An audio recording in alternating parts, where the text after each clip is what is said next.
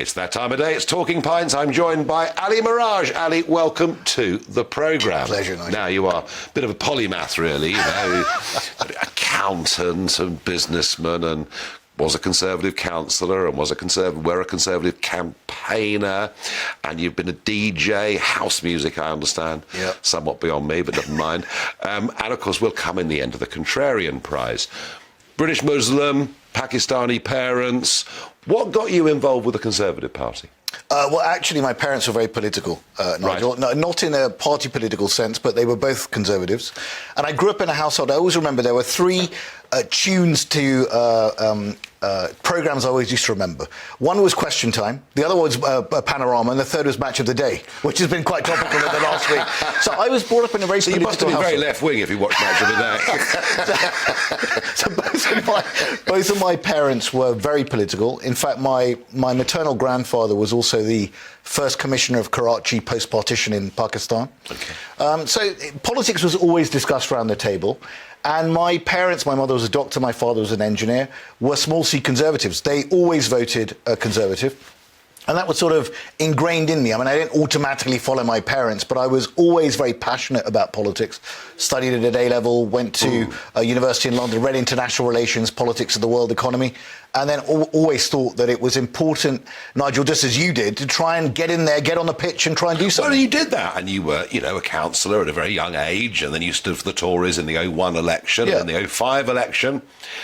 And actually, with the birth of the A-listers, and with the desire for the Conservative Party to be more diverse than perhaps it had been, you should have been absolutely up there. What went wrong? Well, who knows? Look, I think timing is everything in politics. I think my timing was a little bit off. I went in a little bit early. I fought the election in 2001, first in Wales. And I think, Nigel, I've always been a believer that you should do your political apprenticeship. I mean, politics has got to be the only area of life where you don't have to do any apprenticeship at all. I mean, you don't appoint a first-year medical student to perform open-heart surgery. You don't appoint a first-year graduate to run a bank. No. So, and yet we finish up with Matt Hancock running health. True. There are always exceptions to the rule. But look, I was always a believer that, you do your no-hoper seat.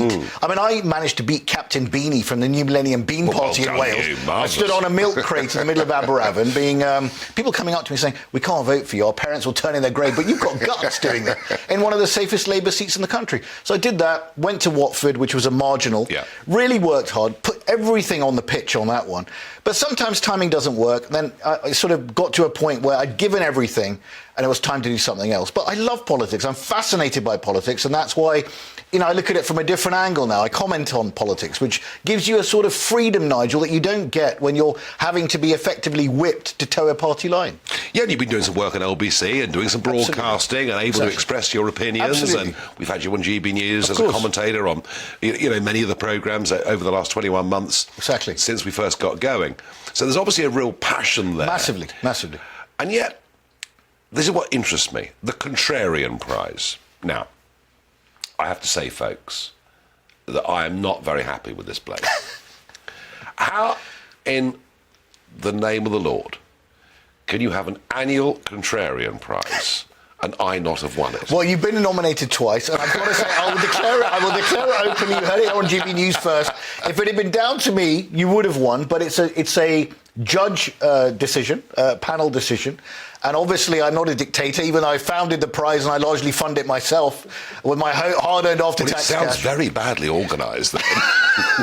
But look, the reason why I've always respected you on that, Nigel, is you stood up. Look, if you look at the Contrarian Prize, why did I set it up? I set it up in 2012 because if you go back to that particular point, we'd had the phone hacking scandal, we'd had the Hillsborough cover-up by the police where 97 people died and nothing was done, we'd had the parliamentary expenses scandal, we'd had the financial crisis, and I thought to myself, what on earth is going on in British society that all these institutions that were meant to have led our country have let us down? There was a trust deficit at the time. And two other things. I mean, one, it was very personal to me. When I was a parliamentary candidate, you mentioned I stood for Parliament. Back in 2003, I remember being on Channel 4 News. A few days after the Iraq War began, being asked about my view on the Iraq War, and I said, look, I'm sorry, I think this is wrong. Now, at that particular point in time, you'll remember the Tories were backing the government line on the Iraq War. And I thought to myself, sometimes you've got to choose the path of conviction or convenience. You can't always be a bystander. No, and this gets to the heart Ali, I think are something very fundamental in society. You know, I was brought up at school and taught something, I think, rather valuable, called critical thinking. Absolutely. You know, here's a problem. Here are two potential solutions, and you make your mind up. You know, you're big enough and ugly enough now to make your own mind up. Which of those you think is the right approach? Here's my concern. My concern is that throughout our educational establishment and through the Twitter mobs that exist, that we now reach a point where young people are told these are two solutions. One is virtuous and good, and the other is evil. Absolutely. Correct. That actually critical thinking, standing out from the crowd, young people are terrified. I get emails from them all the time. It's absolutely ridiculous. I mean, we've seen the closing down of debate massively. It's happening in our university campuses. It started there. And it also came from America. I mean, that's where it originated. Now you have a situation where 50% of academics in our universities here are worried about actually expressing a view because they're worried about their future career path. And you have a situation, Nigel, where I've always believed that if you genuinely care about issues, you've got two types of contrarians, in my view. One who never wanted to be contrarian, they wanted to keep their head down, but they come to a point in the road where they have to stay silent or speak out. For example, the first winner of the prize, Michael Woodford, former CEO of Olympus Corporation, went to Japan after 30 years working for the company, discovered a $1.8 billion fraud, went to the board of the company, wrote 5 letters, said, I want to investigate it, and they fired him. He lost his job for doing the right thing. First CEO in history to blow the whistle on his own company. Or Peter Tatchell, 55 years, campaigner. He's been contrarian since he was in nappies, right? Yeah. Literally got his head kicked in by Robert Mugabe's bodyguards trying to do a citizen's arrest. Whether you agree with Peter Tatchell or not, you can't say that he doesn't put himself in harm's way for what he believes in. And I wanted to recognise both of these types of people. And you're absolutely right. Now we have a situation where it's complete mob mentality. I mean, you go on social media, there's no discussion going on. There's no nuanced debate. There's no listening to the other side of the argument to even improve your own argument. None of it. It's moralising, and you're absolutely right. If you disagree, you are dismissed as evil. Yeah. Oh, and I was certainly thought to be evil by the establishment for daring to challenge this consensus view that we were part of Europe and that was our way forward and everything else. But equally, I mean, you know, when you think about open, free speech and debate, of course. You talked about 2012 and the circumstances that led you to set up the Contrarian Prize. Yeah. We know better now, aren't we? No, we know better now. And what you have now is very interesting because you look at the demise of religion in the country, right? So less than half of the people in our country now, 45%, identify as Christian. Now, you would have thought that that is a great advance, perhaps, into a secular society. No, not at all. The new religion now is around certain views that are deemed acceptable, and if you deviate from those, you are dismissed as a fruitcake and a crackpot, and someone who should be closed down. Now that is very, very worrying. Fruitcakes and loonies, we were called. It didn't work too well for Cameron in the end, did it? The fruitcakes had their revenge. But the point is that you can't have a situation. Look, the whole devil's advocate concept, right, started in the Catholic Church. Why? Because they wanted to put up people for canonization, for sainthood, and the Advocatus Diaboli was, behind closed doors, meant to completely tear to shreds people who were putting up for sainthood. Why? Because they didn't want to embarrass themselves by putting up someone who would be trashed by people. All the skeletons were meant to be coming out beforehand. Now, similarly, when you have ideas, they're not put up to scrutiny, they're just closed down. How can you even improve your own argument if you don't subject it to the force of reality of other people? I find the whole thing repulsive. It's completely bizarre. Actually, and the fact that I disagree with you, therefore I hate you. Completely crazy. And I've never been of that opinion. Of course. I mean, in fact, I got on rather well with Jean-Claude Juncker at times. I know. I had a right laugh, you know. Of course. I get people on this programme with very different points of view. Absolutely. And try and treat everybody with, the same But I've always found that you've done that because, look, you and I, for me on Brexit particularly, it was a finely balanced judgment. And you know that I came on a different side of the equation to you on that just slightly.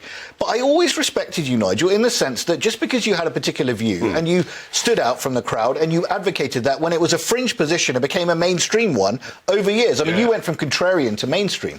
That is often what happens. Steady on, Okay, basically, you would argue something different. But contrarians, in my view, often are dismissed, and they are the ones who very often will be the ones that in 10, 20 years' time will be proved right, or they actually move society to their position. Historically, they're very important. Absolutely. People. Now, you're a British Muslim, indeed, Ali, and I remember once you came to Strasbourg. Yes, we had a great time there. And I took him out for dinner, cheapest dinner I've ever bought, because as a devout Muslim, you do not touch the devil's buttermilk.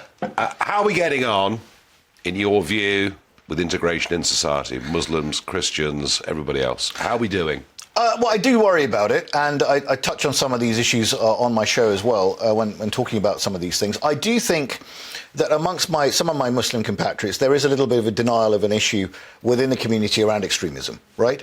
And this is not to say that every Muslim is extremist, because of course they're not. Most of them are going about their business trying to earn a crust like everyone else.